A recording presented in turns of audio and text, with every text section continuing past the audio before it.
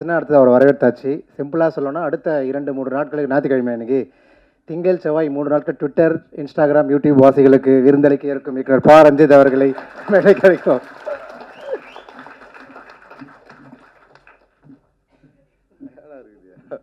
ஜெய் பீம். ரொம்ப மகிழ்ச்சியாக இருக்குது. வெற்றிகரமாக வானம் திருவிழாவில் தலித் ஸ்ரீமந்தில் இந்த பிகே ரேசி ஃபிலிம் ஃபெஸ்டிவலை வெற்றிகரமாக நடத்தி முடித்த அனைத்து நீளம் பண்பாட்டு மைய தோழர்கள் மற்றும் இதுக்கு உதவியாக இருந்த எல்லாருக்கும் என்னுடைய நன்றியை நான் தெரிவிச்சுக்கிறேன். குறிப்பாக அருண் கார்த்தி அவர்களுக்கு என்னுடைய நன்றி. அருண் கார்த்தி கூட ஒத்துழைச்ச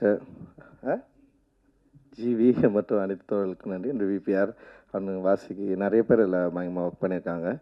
எல்லாருக்குமே என்னுடைய தமிழ் பிரபா முக்கியமாக காசே ரொம்ப நன்றி, எல்லாருக்கும் நன்றி.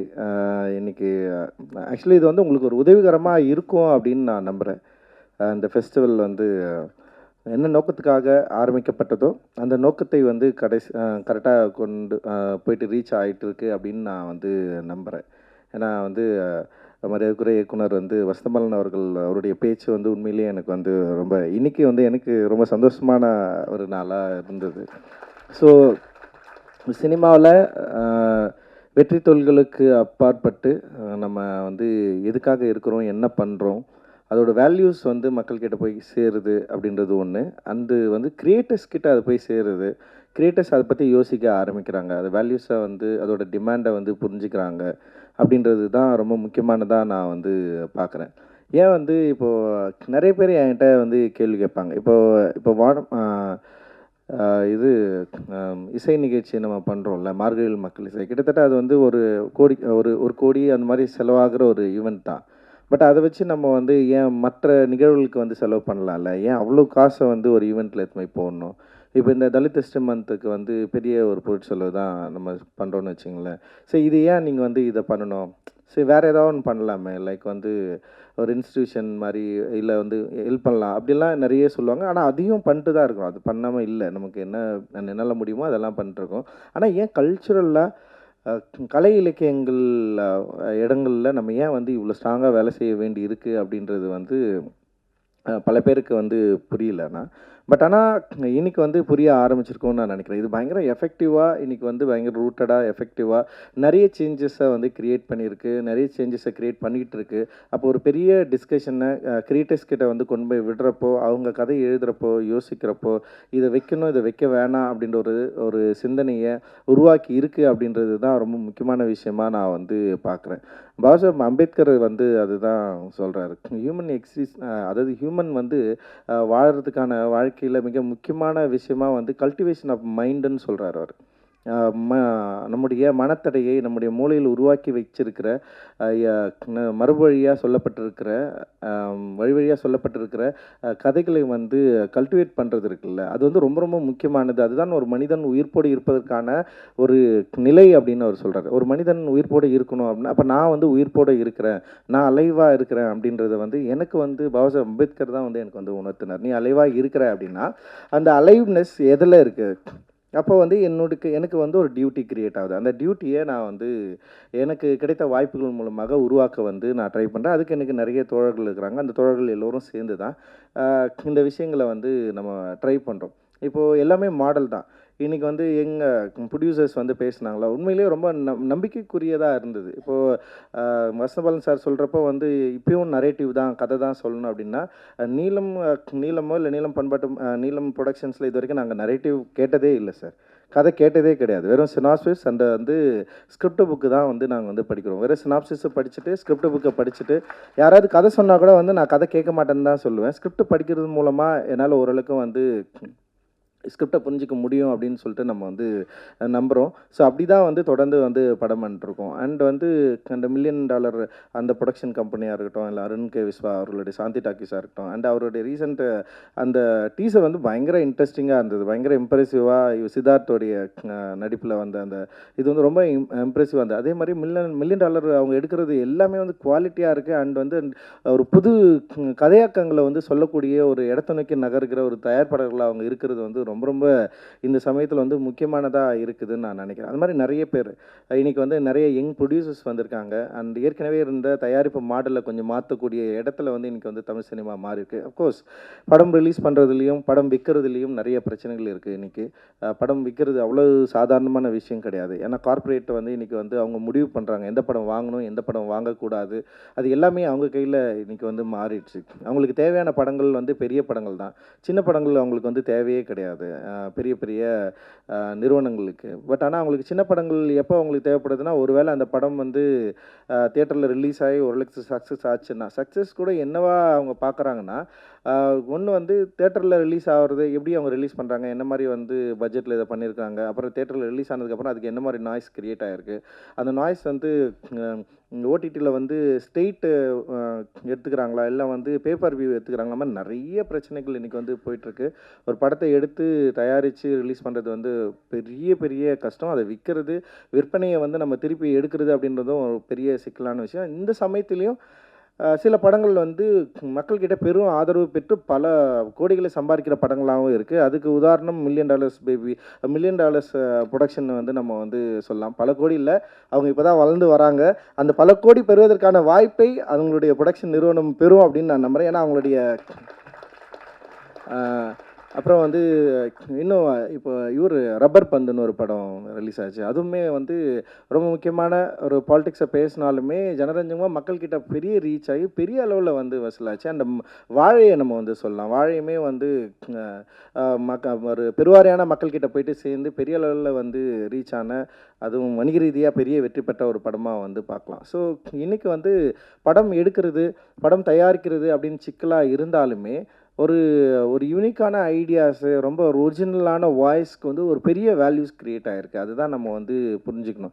இங்கே இருக்கிற எல்லா film makers and creators and actors எல்லாருக்குமே வந்து சொல்லிக்க விரும்புகிறது என்னென்னா, இன்றைக்கி நமக்கான ஸ்பேஸ், அதாவது நமக்கான வாய்ப்புகள் வந்து திறந்து தான் இருக்குது அப்படின்னு நான் நினைக்கிறேன். அப்போது நம்ம பெரிய பயப்பட வேண்டிய அவசியமே இல்லை. இப்போ நான் படம் பண்ண ஆரம்பிக்கிறப்போ நானுமே நிறைய இடத்துல கதை சொல்லியிருக்கேன். கதை கேட்டு நிறைய பேர் சிரிச்சிருக்காங்க. ஆனால் அவங்களால படம் பண்ண முடியாமல் போயிருக்கு. படம் பண்ணுறப்போ நிறைய சிக்கல்கள் இருந்திருக்கு. ஆனால் வந்து நான் யோசிச்சு பார்க்குறேன், என்னோடய ஜேர்னியை நான் யோசிச்சு பார்க்குறேன். ஒவ்வொரு முறையும் திரைப்படம் ரிலீஸ் ஆகிறப்ப எனக்கு நிறைய ப்ரெஷர் இருந்திருக்கு. ஒவ்வொரு முறையும் வந்து திரைப்படம் முடிஞ்சதுக்கப்புறம் வந்து நண்பர்களாக இருக்கலாம், இல்லை வெல்விஷர்ஸ் வந்து என்கிட்ட சொல்கிறப்ப நீங்கள் ஏன் இதை பற்றி பேசணும்னு அவசியம் கிடையாது. ஒரு படம் எடுத்துட்டீங்க, அதோட விட்டுருங்க. எதுக்கு நீங்கள் தொடர்ந்து இதை பற்றி பேசிகிட்டே இருக்கணும்? இதை பற்றி பேசிகிட்டு இருக்க வேண்டிய அவசியம் இல்லைல்ல உங்களுக்கு. ஏன்னா வந்து உங்களுக்கு ஒரு நல்ல ஸ்பேஸ் கிடச்சிருக்கு. நீங்கள் நல்ல கமர்ஷியல்ஸ் படம் எடுத்துகிட்டு போகலாம். அதுக்கு நல்ல சம்பளமும் கிடைக்குது. நிறைய ஆக்டர்ஸ் வந்து என் கூட நடிக்கிறது, என்னுடைய திரைப்படத்தில் நடிக்கிறதுக்கு பெரிய ஆர்வமாகவும் இருக்கிறாங்க. ஸோ இந்த மாதிரி நிறைய விஷயங்கள் இருந்தாலும் அப்போ என்னை எது தடுக்குதுன்றதை வந்து நீங்கள் வந்து புரிஞ்சுக்கணும். நான் ஏன் இந்த சினிமா மட்டும்தான் எடுக்கணும்னு நான் நினைக்கிறேன்?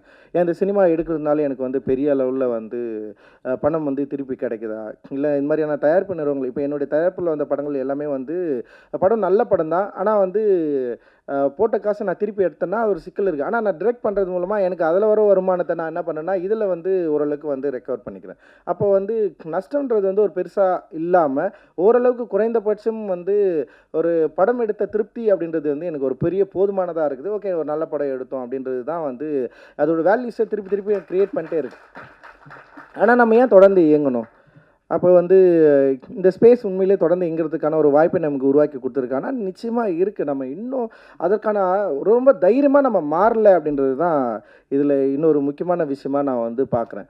ஒரு 10 பேர் வந்து படம் எடுக்க வேணாம், படம் பிடிக்கல, இல்லை படம் வந்து இந்த மாதிரி படம் எடுக்க வேணாம் அப்படின்னு யோசிக்கிற ப்ரொடியூசர்ஸே நம்ம மீட் பண்ணிட்டுருக்கோம்னு நினைக்கிறேன். ஆனால் 11 இந்த கதை வேணும்னு காத்துட்ருக்கிற ப்ரொடியூசர்ஸ் நிறைய பேர் இருக்கிறாங்க. அந்த 11வது ஆளை தேடுறதுல தான் நம்முடைய தேடுதலும் இருக்குது. அதை நோக்கி நகரத்தில் தான் நமக்கு வந்து ரொம்ப முக்கியமான விஷயம் இருக்குது அப்படின்னு நான் நினைக்கிறேன். ஆனால் அந்த 11 ஆள் தேடுறதுக்கு முன்னாடி நம்ம வந்து சோர்ந்துடுறோம். ஏன்னா இங்கே ரொம்ப ப்ரெஜரைஸாக இந்த படம் தான் ஓடும், இந்த படம்லாம் ஓடாது, இந்த கருத்தெல்லாம் பேசக்கூடாது அப்படின்ற இடத்துலேருந்து தான் நம்ம வந்திருக்கிறோம். அப்படின்ற இடத்துலேருந்து தான் நீலம் ப்ரொடக்ஷன் வந்து இன்றைக்கி வந்து செயல்பட்டுருக்கு. அதிலிருந்து தான் நிறைய டைரக்டர்ஸ் இன்றைக்கி வந்து வந்திருக்காங்க. ஸோ எந்த கருத்தினாலும் பேசலாம் அப்படின்ற வாய்ப்பை ஏற்கனவே இந்த தமிழ் சமூகம் உருவாக்கி வச்சுருக்கு. இப்போ தலித் இஷ்யூ பேசுறதுனால இது ஒரு சாதி திரைப்படம்னு சொல்லிட்டு முத்திரை குத்தி சாதி திரைப்படங்கள் வருவதற்கான காரணம் ரஞ்சித்து தான் அப்படின்னு சொல்கிறதுக்கு முன்னாடியே பல வருஷம் காலமாக வந்து இங்கே வந்து சாதியை பற்றி வெளிப்படையாக பேசின படங்கள் இருக்குது. ஆனால் அது எல்லாமே என்னென்னா ஏற்றுக்கொள்ளப்பட்ட ஒரு சாதியாக இருக்கிறதுனால இவங்களுக்கு யாருக்குமே பிரச்சனையாக இல்லை. இங்கே திடீர்னு வந்து தலித் லைஃப்பை பற்றி பேசுகிறது தான் வந்து இவங்களுக்கு வந்து ஒரு சாதி படமாக மாறி இருக்கும். இவன் வந்து காஸ்ட்டை பற்றி பேசுகிறான், நம்மலாம் ஒன்றா இருக்கிறோம், நம்மலாம் ஒன்றா பேசிகிட்டு இருக்கிறோம், ஒன்றா படுத்து தூங்குறோம், ஒன்றா வந்து சாமி கும்பிட்றோம், நமக்குள்ளே எந்த பிரச்சனையுமே இல்லை, இவன் தான் வந்து பேசி பேசி இந்த பிரச்சனை பண்ணுறான் அப்படின்னு ஒரு இடம் ஃபஸ்ட்டு திட்ட ஆரம்பித்தாங்க. அதுக்கப்புறம் என்ன பண்ணிட்டாங்கன்னா வந்து இவன் ஜாதி பேரை சொல்லி சம்பாதிக்க ஆரம்பிச்சிட்டான் அப்படின்னு. ஃபஸ்ட்டு வந்து எப்படின்னா இது மாதிரி படமே எடுக்கக்கூடாதுன்னு சொல்கிறாங்க. இந்த மாதிரி படம் எடுக்கிறதுக்கான வாய்ப்பே இல்லாமல் இருந்தது. ஓகே, அந்த மாதிரி படம் எடுத்து ஜெயிக்கிறோம். ஜெயித்த உடனே என்னன்னா இது வந்து ஒரு நல்லா இருக்கிற தமிழ் சூழலில் கெடுக்கிறதுக்காக வந்திருக்கிறாங்க, இது வந்து ஒரு படம் தான், இதுக்கப்புறம் வந்து ஒன்றும் ஒர்க் ஆகாது, இவன்லாம் ஒன்றுமே கிடையாது அப்படின்னு சொல்லிட்டு இன்னொரு அப்படி பேச ஆரம்பித்தோடனே அதுக்கப்புறம் வந்து என்னென்னா இன்னும் சில படங்கள் பண்ண ஆரம்பித்தோடனே வந்து என்னென்னா பார்த்தியா ஜாகுவார் காரில் வரான், ஏன் அந்த காசு வச்சே வந்து தலித் மக்களுக்கு ஹெல்ப் பண்ணலாம்ல அப்படின்னு சொல்லிட்டு பேசுறது இருக்குல்ல. இப்போ உனக்கு என்ன தான் பிரச்சனைனா படம் பண்ணுறது பிரச்சனையா, இல்லை வந்து படம் பண்ணுறதில் எனக்கு கிடைக்கிற சம்பளத்தில் நான் சொந்த காசில் வந்து நான் கார் வாங்குறது பிரச்சனை, இது மாதிரி நிறைய இருக்குல்ல. ஆனால் இது எல்லாமே அவங்களுக்கு பிரச்சனையே கிடையாது. நான் படமே எடுக்கக்கூடாதுன்றா பிரச்சனை, அது வாய்ப்பே இல்லைல்ல. அதுக்கு அது எப்படி அது வாய்ப்பே இல்லை. இன்னைக்கு வந்து வினைக்கு எதிர்வினை உண்டு, நீ வினை செஞ்சுட்டு எதிர்வினையை அனுபவிச்சுக்கோ. அதை விட்டு எனக்கு வலிக்குது லைட்டாக குத்துன்னா எப்படி, அதோட ரொம்ப நாளாக வலிச்சுட்டு இருந்தது. அந்த வலியை பற்றி பேசுகிறதே உனக்கு வந்து இவ்வளோ பிரச்சனைனா அப்போ திருப்பி வச்சா தாங்க மாட்டேன். ஸோ இதுதான் வந்து நம்ம வந்து பேசுகிற அரசியலை பக்குவப்பட்டுருக்குறோம் நம்ம, புரியுதா? இப்போ நீ கோவப்படுற மாதிரி நான் கோவப்பட முடியாது. நீ என் பேரை ஸ்ட்ரெயிட்டாக வச்சு கிரிட்டிசைஸ் பண்ணுற மாதிரி நான் சொல்ல விரும்பவே இல்லை.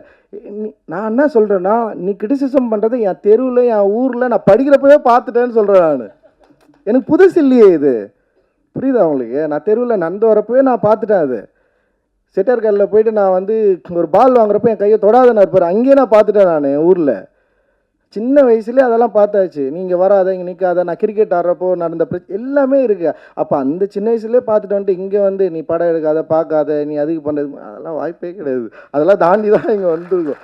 ஸோ பாசிட்டிவாக பார்க்க நினைக்கணும். நான் என்ன சொல்கிறேன், திருப்பி திருப்பி நம்மளை போட்டு வந்து ஒரு நெகட்டிவ் ஸ்பேஸில் தள்ளிக்க வேண்டிய அவசியமே கிடையாது. இன்றைக்கி ரொம்ப டெமோக்ராட்டிக் ஆன வேர்ல்டுன்னு நம்ம சொல்லிக்கிட்டாலுமே நிறைய பிரச்சனைகள் இருக்குது. ஆனால் நம்ம என்ன நினைக்கணும்னா, முதல்ல நம்ம டெமோக்ராட்டிக்கான ஆள் நம்ம நினைக்கணும்.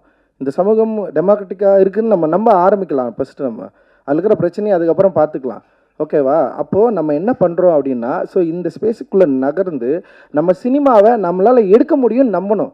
எனக்கு முன்னாடி யார் இருந்தாங்கன்றது எனக்கு பிரச்சனையே கிடையாது. எனக்கு முன்னாடி யார் இருந்தாங்கன்னா பாபா சாஹேப் அம்பேத்கர் மட்டும்தான் இருந்தார். நான் அவர் மட்டும்தான் பார்த்தேன். எனக்கு எது உத்வேகமாக இருந்தது? ஒன்றே ஒன்று தான் உத்வேகமாக இருந்தது. புரியுது? அதாவது சுதந்திர இந்தியாவில் வந்து இந்தியாவே வந்து ஒட்டுமொத்த இந்தியாவே மகாத்மா என்று சொல்லி கொண்டிருக்க காந்தியை நீ Mahatma, you never call Mahatma, I never call you மகாத்மான்னு சொன்ன ஒரே ஆள் ஏன்னா பாபா சாஹேப் அம்பேத்கர். ஸோ ஒட்டுமொத்த இந்தியாவே தலைமை தாங்குகிற ஒரு மகாத்மாவை எதிர்த்த அம்பேத்கருடைய மனநிலையை பற்றி நீங்கள் வந்து யோசிக்கணும். பாபா சாஹேப் அம்பேத்கரோட மனநிலை, அவருக்கு எத்தனை சப்போர்ட் இருந்திருக்கும்? அவர் ஏன் யாருக்குமே பயப்படல? எப்படி பயப்படாமல் அவர் வந்து சுதந்திர இந்தியாவில் லா மினிஸ்டர் ஆனார்? அவ்வளவு முரண்பாடுகள் உள்ள காந்திக்கும் காந்தி அவர்களுக்கும் பாபா சாஹேப் அம்பேத்கருக்கும் வந்து பெரிய மோதல் இருக்குது, பெரிய முரண் இருக்குது, உரையாடல்கள் பயங்கரமாக இருக்குது, தீயாக இருக்கும்.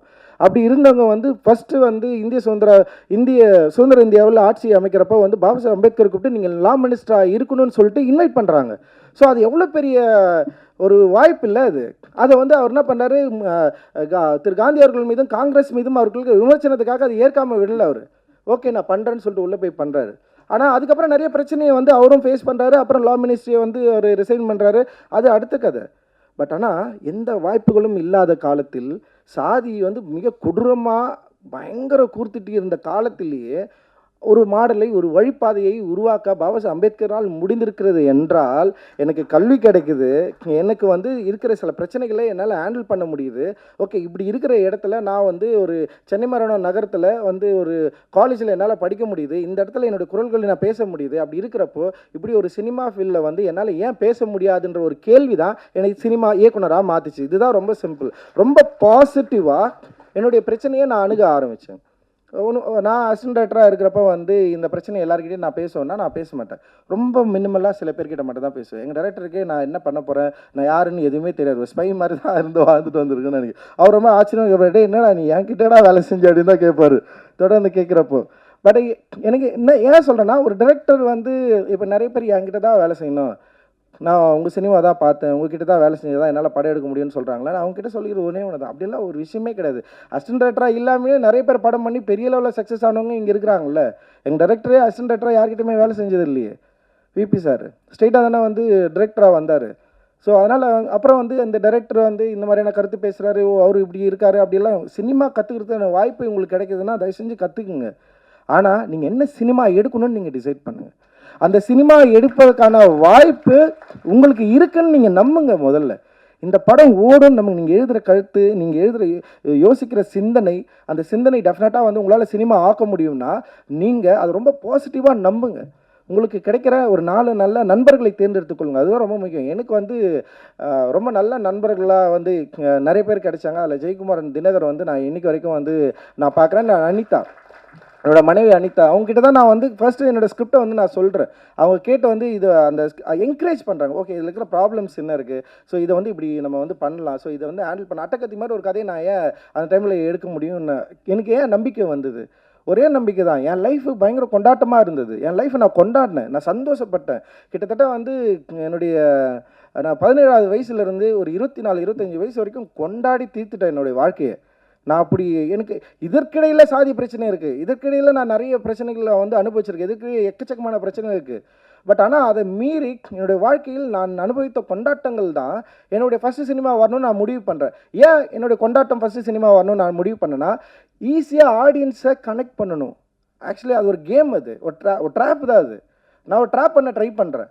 நான் ஒரு சினிமா எடுக்கிறேன், நான் ஒரு சினிமா செகண்ட் தான் எடுக்க போகிறேன். மெட்ராஸ்னு ஒரு படம் அதுக்கப்புறம் எடுக்க போகிறேன். அதுக்கப்புறம் என்னென்ன வேறு ஒரு சம்பவம்லாம் ஓகே அப்படின்னு சொல்லிட்டு முடிவு பண்ணியாச்சு. அப்போது அதுக்கு முன்னாடி ஃபஸ்ட்டு இங்கே இந்த லாங்குவேஜை புரிஞ்சிக்கக்கூடிய ஆடியன்ஸ் இருக்கிறாங்களா இல்லையான்னு தெரியாது. ஆனால் ஆடியன்ஸ் நல்ல படங்களில் அவங்களுக்கு சுவாரஸ்யமான ஒரு திரைப்படங்கள் கொடுத்தா அவங்க டெஃபினட்டாக அவங்க வந்து விரும்புவாங்க. ஆனால் அந்த படத்துக்கான தயாரிப்பாளர் கிடைப்பாங்களா, இதுதான் ரொம்ப முக்கியமான கேள்வியாக இருந்தது. ஆனால் மெயின் ஸ்ட்ரீம் ப்ரொடியூசர்ஸ் யாருமே அதுக்கு ஒத்துக்கலை. நான் சொன்ன கதையை வந்து யாருமே, ஆனால் இது ஒரு காமெடி ஃபிலிம் தான். பட் ஆனால் வந்து நான் ஒரு புதுமுகங்களை வச்சு தான் போகணுன்னு ட்ரை பண்ணேன். எனக்கு தெரிஞ்ச ப்ரொடியூசர்ஸ் கூட நிறைய பேர் இதை பற்றி பயந்தாங்க. அண்ட் சிவி குமார் வந்து புதுசாக உள்ளே வந்தார். அவருக்கு வந்து இதை பற்றி எதுவுமே தெரியாதனால, அண்ட் சினிமா பிஸ்னஸ் அது மாதிரி எந்த இதுவுமே தெரியாது அவருக்கு ஒரு ஆசை படம் பண்ணணுன்னு சொல்லிட்டு ஓகே அவர் வந்து என்னை நம்பினார். நான் அவர் நம்பிக்கையே வீண் பண்ணல. இது மட்டும்தான் ஒரே கோல் அவருக்கும் எனக்கு இருந்தது. மற்றபடி வந்து அவர் என்னுடைய அரசியலை விரும்புகிறாரா அப்படின்றதுல நிறைய டிஃப்ரெண்ட் ஆஃப் ஒப்பீனியன் இருந்தது. படம் ரிலீஸ் வரைக்கும் அவருக்கும் நிறைய பிரச்சனைகள் இருந்தது இந்த அரசியல் நிலைப்பாடு மீது. ஆனால் அவருக்கு இந்த படம் என்னவா இருக்கணும்னு அவர் விருப்பப்பட்டாரோ அப்படி இருந்தது. எனக்கு அவர் ஒரு தயாரிப்பாளர் என்னை நம்பி படம் போடுறாரு, அவரை வந்து நம்ம எந்த வகையிலையும் கைவிட்டக்கூடாதுன்னு நான் நம்பினேன். அண்ட் என் ஒர்க் மேலே நான் ரொம்ப சின்சியராக இருந்தேன், ரொம்ப நேர்மையாக இருந்தேன். அண்ட் வந்து அந்த திரைப்படம் வெற்றி அடையும் நான் நம்பினேன். காரணம் அது சரி